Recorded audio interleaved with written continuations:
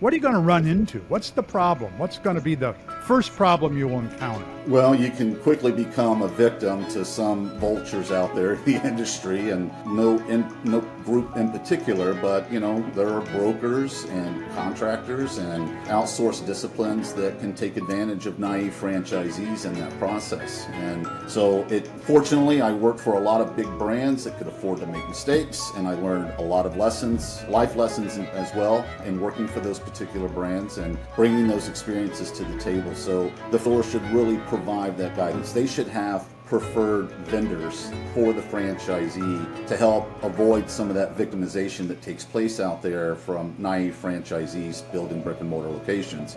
Welcome to the Franchise Hot Seat Podcast, where we talk about all things franchising. Now, here's your host, Dr. John P. Hayes. We're back with another episode of the Franchise Hot Seat. My guest today, Larry Strain. He is the Chief Development Officer of Retro Fitness.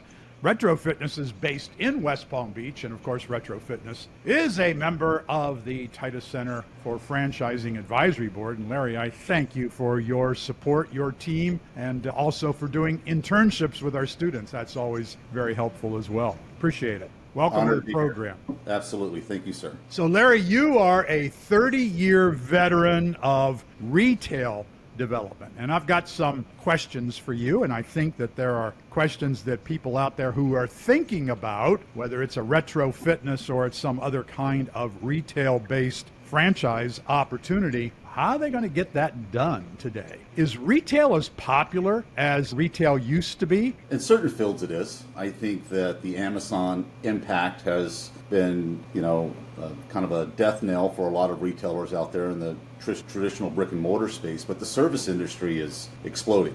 Those retailers that offer services as the base of their business, fitness being one of them, it's nonstop. So there's a lot of room to grow. So if you're going to buy a franchise today and you want to be in fitness, which would be great in this particular scenario, is the real estate the headache? Is that going to be the problem? Can be, especially in today's market climate. The traditional 40 and 60,000 square foot box retailers have all started their downsizing process post-pandemic to try to occupy less real estate in their business models. And so it's made the competitive aspect for our real estate a little more difficult than it has been. Traditionally, fitness was considered a noxious use for a shopping center because of the parking requirements that are typically associated with it. So we've always been, not treated very well in the industry because of restrictions that may be imposed by other key tenants of a shopping center. But that's dramatically changed in the last 5 years, where they understand the value of what fitness brings to the shopping center in regards of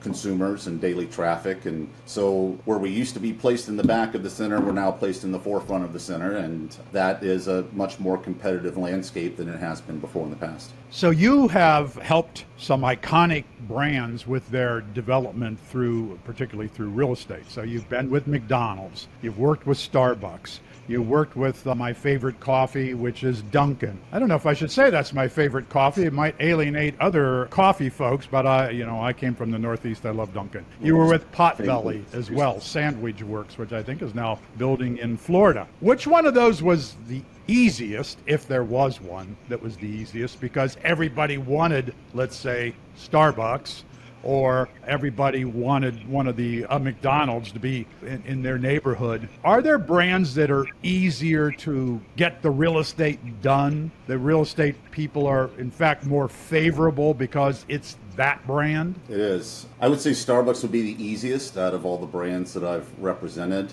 I was growing the brand before people knew what Starbucks was. So every market was a new market entry for us. However, the word got out very quickly. We got to an inflection point with the consumer faster than I have in other retail brands. And everybody wanted a Starbucks. It was, there was websites out there that were saying we're now a legitimate city because we have a Starbucks that just opened up in the town. So yeah, you got a little bit of the red carpet treatment from landlords and from municipalities and definitely with the consumers. Polar opposite effect when you're developing gas stations or when you're developing fast food facilities because of the stigma that is typically associated with those types of uses. I've worked in some municipalities where they've considered those as noxious uses. And I've had experiences where we've had restaurants in existence for 25 years and we want to reinvest in the space. We want to take the building down to its foundation and rebuild a brand new facility. And I had to go through a rezoning process for a business that I operated at for 25 years. So, some of the jurisdictions out there impose some difficulties in your processes and they make it difficult. So if you're going to open a gymnasium or a fitness business, where does that stand? Is it from easiest to hardest? Is it in the middle? Is it near harder? Is it near easier? Yeah, I would say it's probably somewhere in the middle, especially with the brand profile that we have here at Retro Fitness. We cater to a median household income bracket of around $75,000 a year. We're a new modern-esque gym, and so people love to see us coming into their communities, and we're a community-involved brand. So that helps with the aspects of jurisdictional approvals and landlord cooperation. The space is a little difficult because we're in that 15 to 20,000 square foot venue of real estate, and it's a very competitive world, believe it or not, for that type of space, that junior anchor tenant type space out there. And when you decide that you want to get into a franchise and you think you want to be in the fitness niche, aren't there a lot of new fitness franchises today popping up all over the country? Has it become more competitive, fitness? It has and it hasn't. We've carved out a niche for ourselves. We cater to that middle class, upper middle class consumer base where traditional high-value, low-price fitness gyms have avoided. And so there's a huge white space opportunity out there for us to grab in that particular category, where we're competing more with the 4,000 to 6,000 square foot boutique fitness clubs that you see out there today. Great low barrier to entry models to get into, but they're very one-dimensional, and therefore the sustainability associated with that is a little jeopardized. Whereas with a fitness club, you have cardio and weight training and personal training and massage therapy and red light therapy and a lot of other different types of amenities. It's much more multifaceted in offerings than, say, that of the boutique gyms out there today. I'm just curious, what is red light therapy? I'm not a user of it myself, but there's a lot of health benefits that are associated with it. And okay, something I don't know about. Maybe I have to look into that one. Not many people in our age class use it. So Larry, you've developed a reputation for helping people resolve really tough real estate negotiations or problems. And I've never done that myself. So I can't imagine what it must be like for a franchisee, maybe who has no experience as a franchisee or in business, been teaching high school for 25 years and I want to do something where I can really make some money and I'm going to open a retail franchise location. But wow, I don't know anything about franchise or real estate. I don't know anything about real estate developers. Sure. So do I lean on you? And what can I expect are going to be problems today? There must be a list of them. You should lean more on the franchisor. I can tell you that the support structure and systems franchisors have traditionally offered franchisees has elevated, which is a great thing for franchisees, because franchisees are operators. They operate a business, and that's their specialty skill set. And becoming a real estate developer and negotiating general contractor terms and negotiating permit uses and working with powerful landlords is typically an intimidation factor of getting into brick and mortar retail development. So the franchisor has a support team in their company that helps the franchisee along through that process. But when I first got into this 30 years ago, we'd give franchisees a map and we'd say, here's your territory, have fun, go find the sites, bring them to us. And it's evolved substantially from that to a much more hands-on approach to helping them decide who their broker should be, or how to evaluate an architect and engineer, how to put together a general contractor bid set and what that process looks like, a deeper review of their letter of intents that they negotiate with their landlords, making sure that certain provisions are in place that protect them over the long term. But real estate can get you in trouble. The cost of of picking the wrong market or the wrong site or the wrong trade area can have long-term impacts on your business. And so it's crucial that there's a level of support coming from the franchisor and those franchisees. In fact, in our company, we take over the entire process. So we hire the brokers on behalf of the franchisees. We negotiate the letters of intent, the landlord work letters. We negotiate the leases. We go through the project management process of entitlements for permitting. We oversee the general construction process and provide a turnkey system to the franchisees. I think we're a little ahead of the game in regards of how franchisors support franchisees, but I see it leaning more towards that as we continue to evolve. Yeah, when you say real estate can get you in trouble, that's a mouthful, because historically we have seen situations where the franchisor says, well, you're going to need a location, and here's the list, here's a map, here's your territory, and go find a location that meets these criteria that we give you. And that, in many cases, delayed new franchisees from being able to open. And also, they opened in locations that were too costly, or maybe not the right traffic count, even though the franchisor was looking over their shoulder. Why has it been historically? Franchisors don't want to get involved in the franchisee selecting the real estate. What's the problem? Historically, it's been the liability aspect of it, because you're making a decision on a franchisee's behalf, or you're persuading a franchisee and into a real estate location, and a lot of brands don't want that level of liability to impact them. So companies like McDonald's, for example, they are a real estate developer,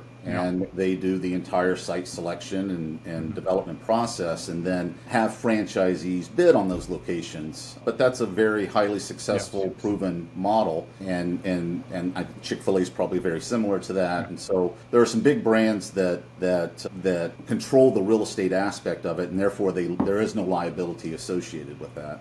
Of all things, shouldn't a franchisor know location? This location will work for these reasons, because there aren't there some specific things about a real estate location beyond the size, the right neighborhood with the right financial demographics, the right neighborhood with an intersection. It has to be on the right side of the road. It has to be, there's criteria that shouldn't every retail franchisor know a location that meets these criteria will work. As long as we can train the franchisee, and the franchisee is a good operator. But shouldn't the real estate not be such a major issue for franchise development? You're preaching my gospel now. So yes, absolutely. Real estate is a three-legged stool. So you have to have the right market, the right trade area, and the right site. And it sounds simple, those three items that you need to have, but it's very complex to be able to analyze the market demographics and pinpoint where those specific right markets, right trade areas, right sites may be. And franchisors, again, don't provide the level of support, from my own personal belief, that franchisees should have in regards of where they should invest their $500,000 to $1 million and sustain for the next 10 years. The importance of strategic planning, market analytics, that should be a requirement from the franchisor. If the franchisor isn't providing that to the franchisee, I would caution the franchisee's consideration of that particular brand. I think it should be the number one question that franchisee candidates ask their franchisors is, what does the real estate support system look like here from your brand? Yeah. And if you're out there as a franchisee and you don't know much about real estate development, what's the first problem you're going to have? I guess, how do you even contact someone to find out if they have a location that would meet these criteria that I got from the franchisor? But who would you call, and how do you know you're calling the right person? And again, franchisor will give you these guidelines, but you're on your own. If you are on your own, what are you going to run into? What's the problem? What's going to be the first problem you will encounter? Well, you can quickly become a victim to some vultures out there in the industry, and no group in particular, but there are brokers and contractors and outsourced disciplines that can take advantage of naive franchisees in that process. And so fortunately, I worked for a lot of big brands that could afford to make mistakes, and I learned a lot of lessons, life lessons as well, in working for those particular brands and bringing those experiences to the table. So the floor should really provide that guidance. They should have preferred vendors for the franchisee to help avoid some of that victimization that takes place out there from naive franchisees building brick and mortar locations. So franchisor should have a preferred broker group and a preferred architectural and engineering group and a preferred set of general contractors for franchisees to work with that they have personally vetted themselves. How often does this happen? You have a list of brokers who have been calling you for the last 6 months or a year saying, hey, we have the perfect location for a retro fitness. Does that happen? Are you looking for franchisees in specific areas because you've got the real estate already? Yeah, well, it happens about 10 times a day that I get those calls that come in. Opportunistic brokers and landlord representatives who have spaces readily available. I take those spaces and those opportunities and I go against a market plan that I've created for that franchisee and where they should be developing in the market and see where those opportunities that are being brought to my attention fall across pre-vetted, pre-qualified trade areas for future development. And so it makes having that tool, that accessibility to that roadmap of where franchisees should and should not go is helps immensely in this process, especially when you're fielding that many calls a day of prospects that are coming in. And if it's you're getting 10 calls a day, that's the market. The real estate market is not in such great shape, retail. Yeah, particularly, people are shopping online. So a lot of stores are in trouble. We see lots of closures, so there's going to be a lot more space. But in strip centers, there are lots of nobody in those locations in many cases. How long has this been happening? How long will it go on? And this is a time, I guess, for franchising to take advantage. It's cyclical. I remember in 2008, 2009, during the financial collapse, most corporate developed locations stopped in their tracks on developing because their comp sales were going down and they needed to address the operations and sustainability of their existing stores. Well, that was an opportune time for franchisees to take advantage of spaces that may have never been available to them because a corporate credit tenant would have been more favored from a landlord's perspective. But when they stopped developing, franchisee development stepped in and opened up a whole new world of opportunities. So, real estate is cyclical, and you have to be able to move when the timing's right in these types of environments. I'll give you a statistic, though.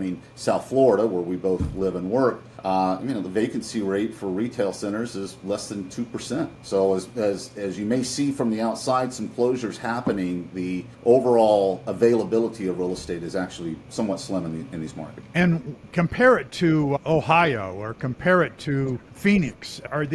Which markets are suffering for real estate development, where there are advantages for a franchisee to take? Yeah, I would say it's probably in that tertiary group of DMAs that are out there that are below that 2 million population threshold. Those are easier barrier to entries to get into from a franchise development. It also helps you establish the brand faster because there's greater penetration with lesser numbers because of population deltas and differences. When you start getting into that 3 million plus DMA population range, the real estate gets much more selective. So when you think about a franchisee, and I always picture a franchisee who is a teacher because I've been a teacher, and I know teachers don't make much money. It's very satisfying to help a young person, as I do, when they graduate from college and they know they're going to get into franchising. And like me, they didn't know how to spell the word until they started researching and studying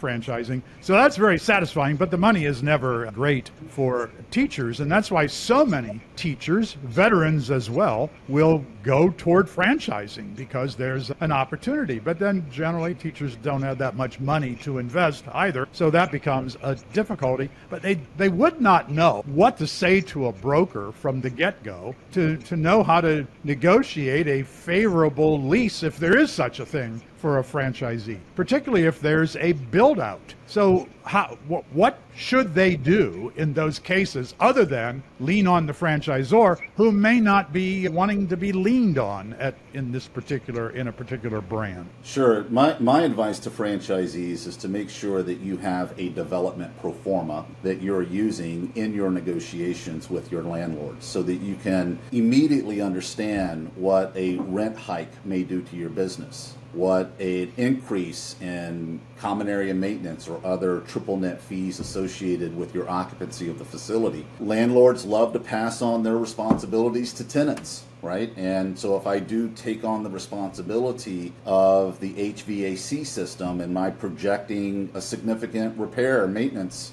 item in my multi-year pro forma that I'm putting together, a sophisticated brand will provide a pro forma to a franchisee to use in their negotiations, and actually ask for that franchisee to submit that pro forma that they've completed when they're presenting a site to the franchisor for consideration. Tell us about some of the worst negotiations that you've seen where the franchisee was probably not going to be able to survive because of what the landlord was able to get the franchisee to agree to. Yeah, I mean, I've got a litany of stories. I could take up your entire day with my stories, but I've seen franchisees negotiating sites that maybe they're a drive-through dependent type of business, and they want to make a compromise to go with a non-drive-through location because it's an immediate availability. A lot of franchisees operate with an opportunistic real estate viewpoint, more so than what are the long-term consequences of the compromises that you might be looking at. So you want to advise that franchisee to think very long-term. Most primary leases for a franchise business are about 10 years. There is tenant improvement allowance that's provided by landlords that has to be recouped, and landlords make improvements to their facilities to accommodate the tenant's use, and so they want to recoup those expenses, and they want to make sure that there's some longevity here with the franchisee. And most landlords will work with you when you push those particular items. I've had a landlord who actually placed a hole through the middle of their building to accommodate a drive-through where they had no use for a drive-through, and made a major modification to their building to accommodate the franchisee because it was the right thing to do for the long-term sustainability of that operation. Do you anticipate for the next, let's say, 3 years, 4 years, will leases, the amount to lease a retail location, will it decrease, increase, stay the same, or you just don't know because it's real estate? I think for demand-driven trade areas, you're going to see a steady pace of increase in rents. Desirable trade areas, those high barrier to entry markets, have always sustained their market rates. I think the biggest thing that we have plaguing our system today is the macroeconomics of the cost of capital, which is a huge deterrent because, real estate is expensive. Developing and building locations is expensive. And when your cost of capital gets to a certain point, the juice isn't worth the squeeze. And so you see slowdowns occur because of that. So I think the biggest thing that could help this industry right now is a reduction in our cost of capital. When there's a build-out involved in opening a franchise location, are landlords favorable to build-outs? And in some cases, will they provide a cushion or money, actually, or opportunity or discount off leases for a period of time to help a franchisee afford a build-out? They will when the credit facility is in place behind the franchisee. And what I mean by that is the bankability of that franchisee. If it's a first-time franchisee building their first locations in a market, there's a lot of risk that the landlord sees with that particular operator. But if it's a 10-unit operating franchisee in that market, and this is their 11th location going into the area, then the bankability is greater for that landlord with that franchisee. Also depends on the net worth of that franchisee and the willingness to guarantee the underlying lease. Either that be personally or there's some instrument that's created to help underwrite the performance of that lease in case the business doesn't work for whatever reason. So in every franchise organization and every franchisee network, there are people at the top and there are people at the bottom, and there are a lot of people in the middle. So people at the top are the, let's say, the $1 million performers, and people at the bottom are scratching their heads and will do things like say, this is your fault, franchisor, you told me to do this and you just wanted my money, and they don't validate franchise sales. And then there are people in the middle who are going to go either way eventually, perhaps depending on training and attitude and how quickly they adapt to becoming a franchisee. So looking at the Retro Fitness Network, you have people at the top who they don't even call you anymore because they don't need you. They love the brand, they love the support you provide when they need it, but they're out doing their thing, and they might have multiple units, and they don't, not that they don't want to talk to you, they don't need to talk to you. People at the bottom are calling you every day. What is it about the people at the top that separate them? Who are these people who are able to do extremely, the multi-millionaire type performer in a franchise network? What is it about them that sets them apart from people at the bottom? They understand what drives a business. They understand the importance of reinvesting into the business, staying modern and relevant with their consumer. They understand cleanliness and friendliness. They understand that proper staffing levels. They understand that real estate has a dramatic impact on the performance of your business, where some franchisees may feel gun shy over going after a particular location because of its costs. Those top operators understand the benefit, that rent is really commensurate of the opportunity that's at hand. Those are hard things to teach people. And it's, first of all, if you're not into the cleanliness and friendliness aspect of a business, you probably shouldn't be a franchisee of a business. So that's part of the vetting process that franchisors have when they have a series of interviews with their franchisee candidates, ensuring that they have those personality traits.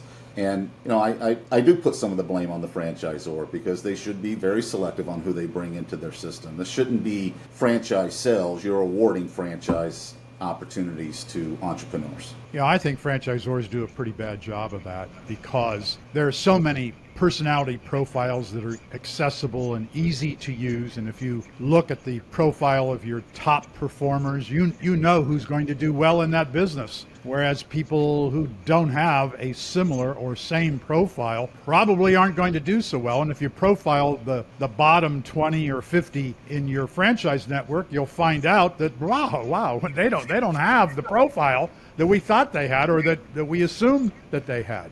Do the top performers work any harder than the bottom performers? I don't think so. I think that they just have a better understanding of what a consumer wants. They understand the value proposition and how to communicate that to the consumer.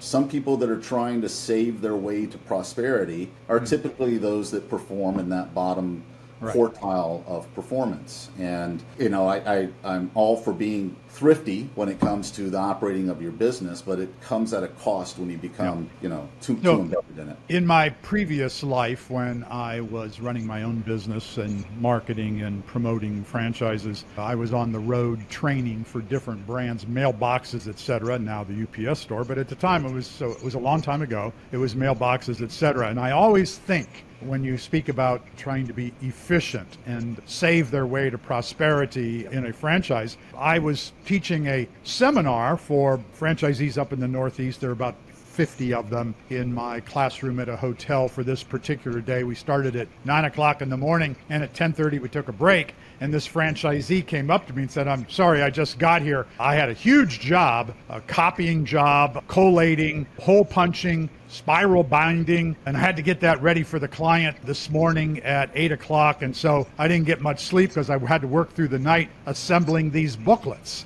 And I guess he thought I was going to be sympathetic and tell him, "Oh, that was great." And I pointed out to him and said, "How much have you I've invested about $200,000. Yeah, I thought about $200,000 to be a franchisee of mailboxes, etc. at the time. And how much do you pay somebody to punch holes in paper and to do spiral binding?" And at the time, it was like a $10 an hour minimum wage. I said, that can't feel good knowing that you spent $200,000 to pay yourself $10 an hour through the night. Why wouldn't you hire someone? Well, he was trying to save. He's, wrong approach. And he was at the bottom of the performers. He needed to be in that seminar, but he was at the bottom of the performers because he didn't know what to do, when to do it, how to do it, and he didn't buy into you've got to have some employees. And it wasn't a matter of like it is today, find me an employee. Can't find labor. It wasn't that kind of a problem. This is just wrong thinking by franchisees. And that could have been caught by mailboxes, etc. It could be caught by other franchisors. It just doesn't happen. What is it? Is it the desire to some people will say, award a franchise, but they're selling a franchise, particularly in a case where that operator is going to end up at the bottom of the network. Yeah, why do franchisors compromise? I think it's the stakeholder pressures that they're under, right? I mean, they have so many stakeholders to appease, and when they get too selective and they're not able to recruit the best of the best from the franchisor or the franchisee community, there's a compromise that takes place for the sake of being able to sell a franchise. Yeah. I think that the cure for that is level setting expectations for your stakeholders, making sure they understand that this is for the long haul, this isn't for the short haul. Keep that criteria and standard very high for yourself and don't compromise. If you need to, go back to your business model and continue to refine your business model to make your franchisees more successful. Because the higher success of your business model, the higher the candidate qualities that you're looking for will come your way. Yeah, very good point there. So I ran Home Investors of America, We Buy Ugly Houses. I was the CEO right through the Great Recession of 2007 and 8. And I was also a franchisee with a partner because I'm not an operator, but I had a Home Investors, We Buy Ugly Houses franchise in Dallas. Best franchise that I owned of the franchises that I've had in my past, and I loved it. And I became I was on the board, but I became the president and CEO when the founder of the company, who I was very close to as a client, unfortunately he got cancer and he died quickly. First thing I did was take a look at why are some franchisees so successful in our network? They're buying 100 houses a year, and there are people at the bottom of the network who can't buy 6 houses a year and think it's because the market is against them and we didn't train them properly and we were against them. And yet what we did for the people at the very top, we also did the same thing for the people at the very bottom. They were sometimes in the same training classes. So that's when I used the disc profile on my entire network to find out who has the profile of the top performer in a real estate investment business, which is a whole lot different than other businesses. And as it turned out with the disc, if you weren't a dominant or a driver personality, the D personality, you weren't going to be able to go out and buy 100 houses a year at a discount because you just didn't have that personality. And at that point, lights went on, and we said, and we had 230 some franchisees at that time. We were very successful, and we real estate investors usually are Ds. They're sometimes obnoxious people. Trump is an off-the-chart D. That's why people get so offended by him, and they think there's something wrong with him. Trump is just Trump. He's an off-the-chart D personality. We all knew that. We had an experience with him before. Well, our franchisees weren't off-the-chart obnoxious, usually, sometimes. But those were the people who would go out and become most successful in that franchise. Every franchisor is able to do that. They just don't do it. And as we discussed, I think it's the matter of the urgency. Some franchisors, when they're emerging, they got to sell a franchise because they need that $40,000 fee coming in. That's unfortunate. How do people protect themselves from that? I think it's from the structure of your business model. I think it's just strategy. The thing that haunts me more than anything when I look at retail brands is the lack of strategy that they have in play for expanding their brand. They just want to kind of take the spray and pray approach to recruiting franchisees into their system, and they'll If you can fog a mirror and write a check, then, by God, you're a new franchisee of our system. I think that, a lot of institutional money is getting into the franchising space, and I think there's a very short tolerance for them and their patience on returning that capital. It's not very patient capital, it's very impatient capital. And so I think it forces some of these emerging brands that are backed by institutional investors to compromise. And because they're going to sell it in 5 to 6 years, so who really cares? It becomes somebody else's problem at that point in time. Yeah. So I think, it really begins with the strategy. And when I say strategy, that's a very broad term. Mm-hmm. It's strategic in all capacities, from real estate to marketing to franchisee candidate selection. Yeah. So you have represented on the real estate side food businesses and service businesses, and I'm curious to know, why do you prefer one over the other? Do you prefer one over the other, and why would that be? Yeah, I'm a huge fan of the fitness industry. I'm new to it. I've got about 2 years experience in operating it, but being in the food business for majority of my career, the membership model is highly attractive. The low cost of operating a fitness club, you believe it or not, it's actually easier to run a 15 to 20,000 square foot fitness club than it is to run an 1,800 square foot restaurant. The levels of complexity are dramatically reduced. There is no perishable food items in a gym business. And so imagine operating a business without food cost. And so, the margins in the business are very attractive, which is part of its success model. Great. Well, Larry, this was terrific. I appreciate all your insights, particularly on real estate. And again, I thank you for supporting the Titus Center for Franchising. The folks at Retro Fitness have been very good to us.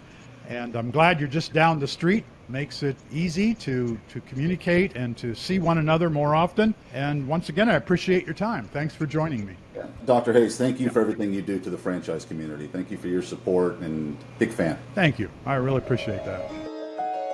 Thanks for tuning in to the Franchise Hot Seat Podcast with Dr. John P. Hayes. Tune in next time for more conversation around all things franchising.